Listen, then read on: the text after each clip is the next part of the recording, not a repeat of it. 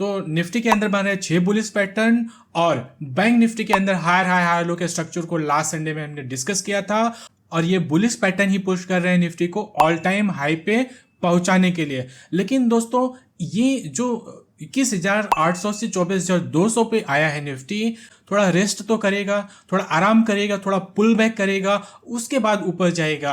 उसके लिए हमें क्या एनालिसिस करना पड़ेगा, FII और DII का सेंटिमेंट यानी उनका डेटा, और अपना जो T2C स्नाइपर है जो मार्केट के ट्रेंड को बहुत पहले ही बता देता है, या जहां से भी वो मुड़ता है मार्केट वहीं से मुड़ जाता है, वैसे इंडिकेटर को देखना है कि मार्केट अब कहां पे जाएगा, वो इंडिकेटर क्या बोल रहा है। उसके बाद हमें देखना है निफ्टी बैंक निफ्टी के डेली चार्ट और 30 मिनट चार्ट को।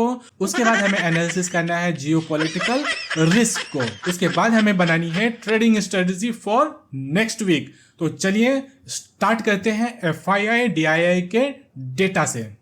चलिए, तो दोस्तों ये FII का फ्यूचर का डेटा है। लगभग 9-10 दिन से लगातार FII इंडेक्स में बाइंग कर रहे हैं, लेकिन फ्राइडे को उन्होंने सेल किया है। क्यों सेल किया है? इसी रिस्क की वजह से, जो रिस्क जियोपॉलिटिकल आ चुका है हमारे ऊपर, हमारे मार्केट के ऊपर, हमारे कंट्री के ऊपर, ठीक है। और उन्होंने ऑप्शंस में भी अच्छी खासी बिकवाली करी, 59,000 करोड़ की बिकवाली उन्होंने ऑप्शंस में कर डाली है, ठीक है दोस्तों। तो इस हिसाब से ये डेटा जो बता रहा है, FII का जो फ्यूचर का डेटा बता रहा है कि मार्केट बियरिश है। पहला जो हमने एनालिसिस किया FII का डेटा, वो बता रहा है मार्केट बियरिश है, ठीक है। और उसके बाद हम देखते हैं अपना T2C इंडिकेटर, दूसरा सेंटीमेंट। पहला हमने FII का डेटा देखा, वो बता रहा है शॉर्ट टर्म में मार्केट बेयरिश है। उसके बाद हमें देखना है T2C स्नाइपर, डेट है 9 अप्रैल। 9 अप्रैल को T2C टॉप बनाया और 11 अप्रैल को टर्न ले लिया।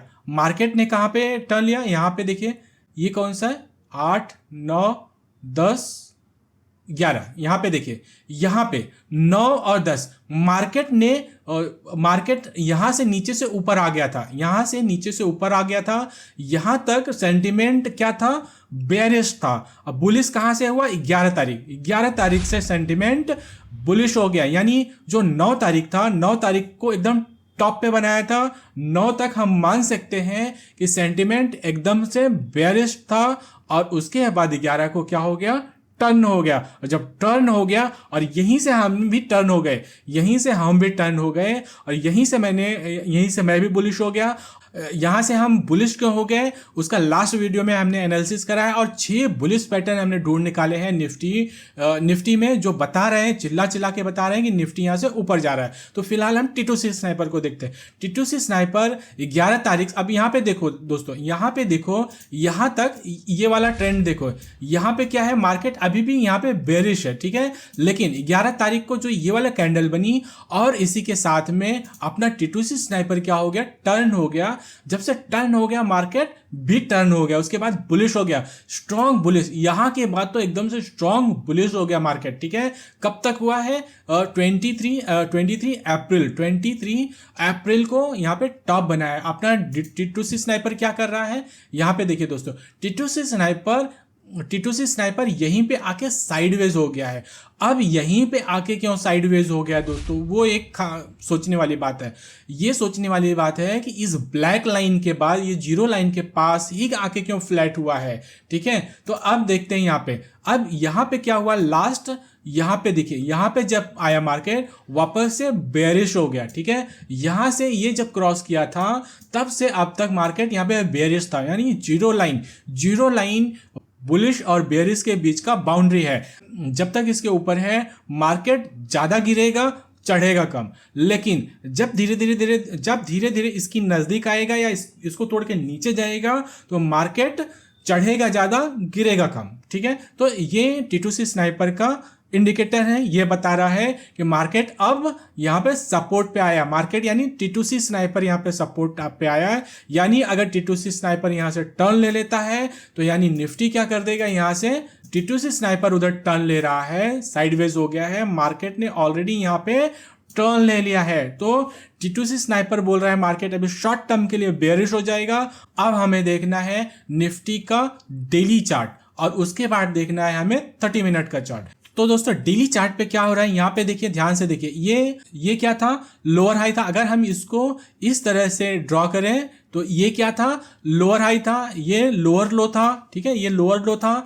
और इसके बाद मार्केट यहाँ पे आके उसका हाई क्रॉस किया। जब इसका हाई क्रॉस किया तो यहाँ पे क्या हो गया, इस तरह से यहाँ पे मार्केट हाई क्रॉस कर दिया, यानी यहाँ पे हायर हाई बना दिया, ठीक है। यहाँ पे जो लोअर लो दिख रहा है, ये लोअर लो नहीं है। अगर आपने पिछला वीडियो देखा होगा तो यहाँ पे इसने हायर लो बनाया, यहाँ पे आके हायर लो बनाया है और इसके बाद यहाँ पे हायर हाई बना दिया है। जब यहाँ पे हायर हाई बना रहा है तो निफ्टी अब क्या करेगा, यहाँ पे हायर लो बनाने के लिए आएगा। अब ये हायर लो यहाँ से भी बन सकता है, अब ये हायर लो यहाँ से भी बन सकता है, और ज्यादा बनने का चांसेस यहाँ से है, यहाँ से ज्यादा बनने का चांसेस है हायर लो। तो अगर मैं जब बोल रहा हूँ कि यहाँ से हायर लो बन सकता है, इसका मतलब क्या हो गया, निफ्टी शॉर्ट टर्म में बेयरिश है, निफ्टी शॉर्ट टर्म में बेयरिश है, निफ्टी शॉर्ट टर्म में बेयरिश है। और ये चार्ट पे भी दिख रहा है, यहाँ पे देखिए इसने छोटे छोटे कैंडल्स बनाए, इनडिसिसिव कैंडल थे, और उसके बाद यहाँ पे क्या किया, एक बड़ा सा कैंडल बनाया जिसमें नीचे से बाइंग तो आया है, ठीक है, नीचे से बाइंग तो आया है। जब टॉप करता है तो ऐसे ही होता है, यहाँ पे बेयरिश नहीं है, यहाँ पे क्या कर रहा है, यहाँ पे थक रहा है, यानी रेस्ट करने के लिए नीचे आ रहा है। तो यहाँ से जब भी नीचे आएगा, हर कैंडल पे या मैक्सिमम कैंडल पे थोड़ी थोड़ी बाइंग तो होगी, ठीक है, थोड़ी थोड़ी बाइंग तो होगी। और यहाँ पे सपोर्ट भी है ना, ये हाई भी है, यहाँ पे 200 डे मूविंग एवरेज भी थोड़ी बाइंग होगी। लेकिन क्या होगा, अब यहाँ पे ये प्रूफ करेगा कि यहाँ पे फॉल्स ब्रेकआउट हुआ है इसका।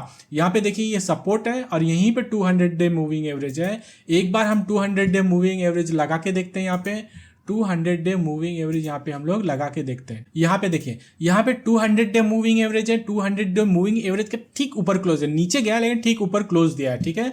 और यहाँ पे इस सपोर्ट पे इसने इस हाई पे उसने सपोर्ट लिया है, ठीक है। तो यहाँ पे सपोर्ट तो ले रहा है, लेकिन अगर हम जब 30 मिनट चार्ट पे चलते हैं तो 30 मिनट चार्ट पे क्या बता रहा है कि यहाँ पे पैटर्न ब्रेकडाउन हो गया दोस्तों।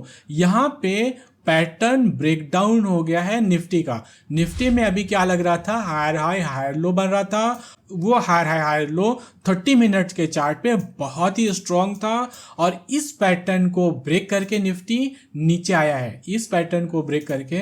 अब देखिए यहाँ पे अगर आप ध्यान से देखोगे तो इस तरह की कैंडल्स बनी है क्या, इस तरह की कैंडल्स बनी है, नहीं बनी है। इस पूरे अपमूव में फर्स्ट टाइम ये कैंडल्स बनी है, यानी यहाँ पे कुछ तो चेंजेस आया है,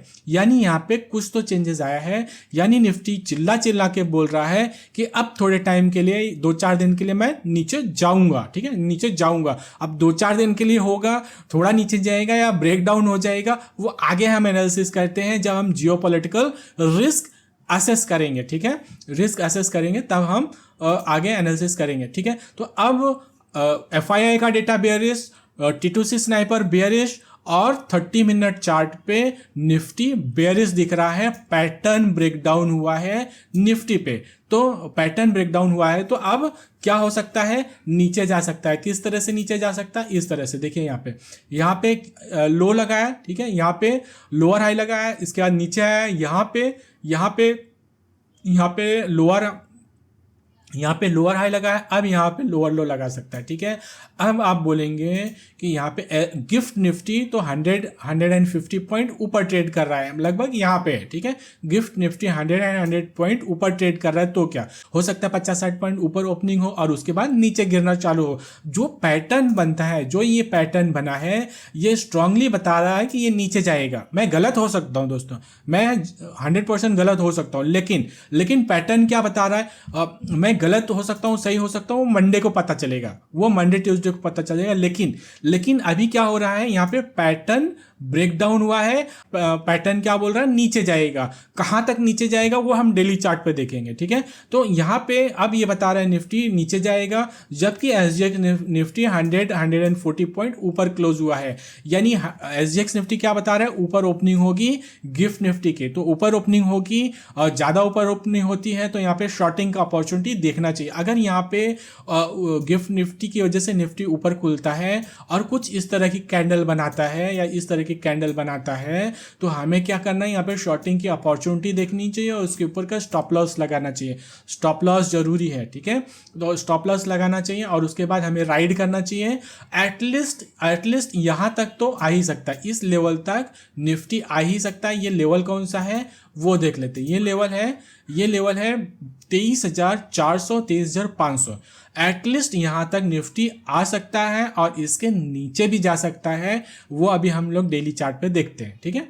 और डेली चार्ट पे अब क्या होता है, अब डेली चार्ट पे अगर हम यहाँ पे देखें तो यहाँ पे 200 के बाद नीचे अगर आता है तो एक सपोर्ट यहाँ पे है, एक सपोर्ट कहाँ पे है, अगर यहाँ पे ब्रेक डाउन करके नीचे आता है या आने वाला है, लग रहा है आएगा, ठीक है, आएगा ही, तो यहाँ पे जो पहला सपोर्ट लेगा इस एरिया में लेगा। ये क्या है, यहाँ पे डेली चार्ट पे वो एरिया है जो कि वहाँ पे 30 मिनट चार्ट पे 400-500 के आसपास दिख रहा था, डेली चार्ट पे दिख रहा है 23,300 के आसपास। आप यहाँ पे देखिए सपोर्ट है यहाँ पे और यहाँ पे रेजिस्टेंस, उसके बाद ब्रेकडाउन ऊपर, यहाँ पे ब्रेकडाउन करके नीचे। यहाँ पे अगर इस एरिया में देखो तो इस सपोर्ट का कुछ मतलब नहीं रहता है, इस सपोर्ट का कुछ मतलब नहीं रहता है। मे बी यहाँ पे ले नहीं ले, गारंटी वारंटी कुछ नहीं है इसका, लेकिन इसके नीचे अगर जाए तो इसके नीचे यहाँ से FIIs बुलिश हुए थे और यहाँ पे क्या थे, बेयरिश थे। तो इस कैंडल और इस कैंडल के में ही छुपा है टर्निंग पॉइंट, ठीक है। FIIs यहाँ पे क्या थे, बेयरिश थे, यहाँ पे क्या थे, बुलिश थे। तो अगर यहाँ पे कोई प्रेशर आता है किसी रीजन की वजह से, तो निफ्टी क्या कर सकता है, यहाँ पे आके ऊपर जा सकता है या यहाँ पे आके ऊपर जा सकता है, ठीक है। तो ये है स्ट्रॉन्ग सपोर्ट एरिया। अगर मैं यहाँ पे इस तरह से कर दूं तो ये क्या हो जाएगा, स्ट्रॉन्ग सपोर्ट एरिया। निफ्टी यहीं कहीं से ऊपर जा सकता है। वो एरिया है 22,800 से लेके 22,400 पॉइंट का एरिया है जहां से निफ्टी टर्न ले सकता है अपसाइड के लिए, ठीक है दोस्तों। तो यहां पे हमें ध्यान रखना होगा 22,800 22,450 निफ्टी जो टर्न ले रहा है निफ्टी यहां से नीचे गिरेगा। 30 मिनट चार्ट पे ऑलरेडी चिल्ला के बोल रहा है निफ्टी यहां से नीचे जाएगा और गिफ्ट निफ्टी बोल रहा है ऊपर खुलेगा। तो अब देखते हैं, डेटा FII डेटा बोल रहा है बेयरिश है, T2C स्नाइपर बोल रहा है साइडवेज टू बेयरिश है और 30 मिनट चार्ट बोल रहा है कि पैटर्न ब्रेकडाउन हुआ है और डेली चार्ट बोल रहा है कि अब टर्न ले लिया है। और अगर आप RSI पे भी अगर यहाँ पे देखते हो तो RSI ने भी टर्न ले लिया है। अब यहाँ पे बोलोगे कि RSI 60 के ऊपर है, यहाँ पे हो सकता है सपोर्ट लेके ऊपर जा सकता है, लेकिन यहाँ पे ज़्यादा चांसेस है कि ये ब्रेकडाउन करके वापस 40 के पास आएगा, ठीक है, वापस 40 के पास आएगा। अगर यहाँ से ऊपर जाता है तो हम क्या करेंगे, वापस यहीं पे एंट्री ले लेंगे, वापस यहीं पे, यहाँ पे इसके ऊपर ये क्या एरिया है 24,400 के ऊपर अगर क्रॉस करता है तो हम यहाँ पे वापस बुलिश हो जाएंगे और वापस हम एंट्री ले लेंगे बुलिश साइड का, ठीक है। वापस अगर यहाँ पे 24,400 के ऊपर जाता है तो हम बुलिश हो जाएंगे और इसी के नीचे यहाँ पे स्टॉप लॉस लगा देंगे और फिर पैटर्न क्या बन जाएगा, कुछ इस तरह का, ठीक है। डेली चार्ट पे कुछ इस तरह का पैटर्न बन जाएगा अगर यहाँ से इसका ब्रेकडाउन करता है तो, जो कि चांसेस कम है, ठीक है। चांसेस ये है कि निफ्टी नीचे आएगा, उसके बाद यहाँ से ऊपर जाएगा, ठीक है। अब हम देख लेते हैं बैंक निफ्टी में क्या हो रहा है। तो दोस्तों, तो बैंक निफ्टी डेली चार्ट पे क्या कर रहा है, हायर लो लगा रहा है, ठीक है। हायर लो लगा रहा है, कुछ इस तरह से पैटर्न बना सकता है बैंक निफ्टी, ठीक है, कुछ इस तरह से पैटर्न बना सकता है। अब बैंक निफ्टी क्या कर सकता है, यहाँ पे देखिए बैंक निफ्टी से पहले गिरना चालू कर दिया है और बैंक निफ्टी में निफ्टी से ज़्यादा तेजी भी आई है। तो अब बैंक निफ्टी में इंपॉर्टेंट जो सपोर्ट एरिया आ रहा है वो सपोर्ट एरिया है यहाँ पे जो इंपॉर्टेंट सपोर्ट एरिया, अगर हम लोग इतना कर देते हैं, ठीक है, ये गैप डाउन भी फिल हो जाएगा। यहाँ पे एरिया है 52,400 और 51,400, 52,400, फिर लगभग 1000 पॉइंट का एरिया है दोस्तों, लगभग 1000 पॉइंट का एरिया है। बैंक निफ्टी यहाँ पे इस तरह से आता है, यहाँ पे इस तरह से आता है और यहाँ पे कोई बुलिश पैटर्न बनाता है तो हमें यहाँ पे लॉन्ग करने का देखना चाहिए। 52,400 और 51,400 के बीच में यहाँ पे कोई बुलिश पैटर्न बनाता है बैंक निफ्टी, तो हमें यहाँ पे लॉन्ग की अपॉर्चुनिटी देखनी चाहिए, ठीक है। और उसके बाद चलते हैं बैंक निफ्टी के 30 मिनट। तो दोस्तों बैंक निफ्टी के 30 मिनट चार्ट पे क्या हो रहा है, बैंक निफ्टी के 30 मिनट चार्ट पे लोअर हाई लोअर लो लग रहा है, ठीक है दोस्तों।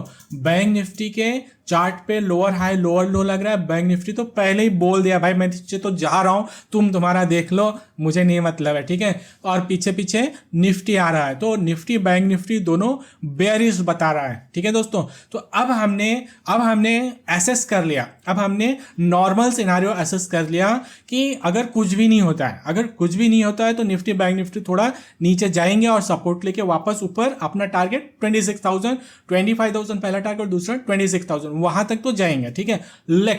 लेकिन अब यहां पे क्या हो गया, जियोपॉलिटिकल रिस्क आ गया है। जियोपॉलिटिकल रिस्क यानी जो कश्मीर में हुआ है टूरिस्ट के साथ, निहत्थे टूरिस्ट के साथ में हुआ है, जो कि एनिमी कंट्री ने करवाया हुआ है, ऐसा गवर्नमेंट बोल रही है और हमें भी ऐसा ही लग रहा है क्योंकि वही करवाता है हर जगह, ठीक है। तो अब अगर यहाँ पे रिवेंज की बारी आती है और अब की बार का रिवेंज भारी होगा, पिछली बार से भारी होगा, और अगर ये 1 डे या 2 डे के वॉर में जाते हैं तो क्या होगा, मार्केट यहां से जबरदस्त डिप करेगा, फिर ये सपोर्ट वपोर्ट कुछ नहीं है, फिर तो ये सपोर्ट वपोर्ट कुछ काम नहीं करेगा, ठीक है। फिर फंडामेंटल ब्रेकडाउन होगा।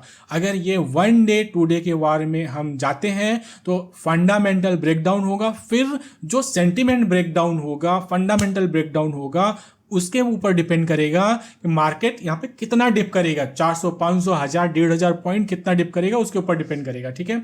और अगर हम फुल फ्लेज्ड वॉर में जाते हैं 10 to 15 डेज, जो कि पॉसिबल नहीं है, ये 1 डे या छोटे मोटे झड़प में जा सकते हैं, लेकिन ये छोटे मोटी झड़प ही फुल फ्लेज्ड वॉर में कन्वर्ट हो जाती है, तो क्या होगा 10 to 15 डेज का वॉर या उससे ज़्यादा, तो फंडामेंटली स्ट्रांगली ब्रेकडाउन होगा। और उसके बाद कोई टेक्निकल नहीं, कुछ एनालिसिस नहीं भाई, क्योंकि वॉर की वजह से क्या होगा, फंडामेंटल ब्रेकडाउन होगा। फंडामेंटल ब्रेकडाउन कितने घंटे कितने दिन तक वॉर चलता है उसके ऊपर डिपेंड करेगा, कितना बड़ा फंडामेंटल लॉस हुआ है, ब्रेकडाउन हुआ है, उसी के ऊपर डिपेंड करेगा कि मार्केट कहाँ तक जाएगा। वो ना आप बता सकते हो ना मैं बता सकता हूँ, ठीक है। वो टेक्निकल में नहीं दिखता है भाई, वो टेक्निकल में नहीं दिखता है कि फंडामेंटल ब्रेकडाउन कितना होगा अगर वॉर होता है तो, ठीक है। और यहाँ पे और मैं बता दूं, यहाँ पे कुछ न कुछ जरूर होगा अगला 10 से 15 दिन के अंदर। अगर आपके पास बुलिश पोजीशन है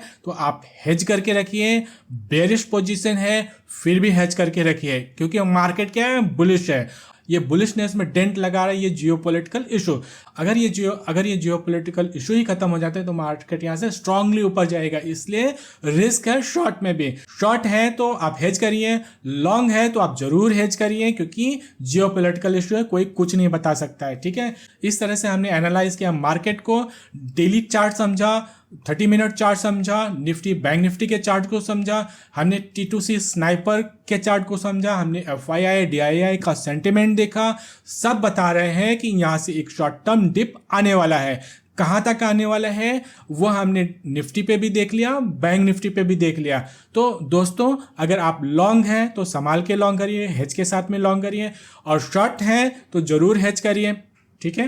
दोनों मैंने बता दिया। मार्केट बुलिश है, एक रेस्ट लेगा मार्केट, और वो रेस्ट के बाद अगर ये जियोपॉलिटिकल इशू भी सॉल्व हो जाता है तो मार्केट स्ट्रांग ऊपर जाएगा। अगर ये जियोपॉलिटिकल इशू बढ़ता है तो मार्केट स्ट्रांगली नीचे जाएगा। तो इसलिए आप संभाल के रखिए, अपनी पोजीशन हेज को रखिए। तो दोस्तों वीडियो को लाइक सब्सक्राइब करना मत भूलना। मिलते हैं नेक्स्ट वीडियो में नेक्स्ट संडे को। Thank you.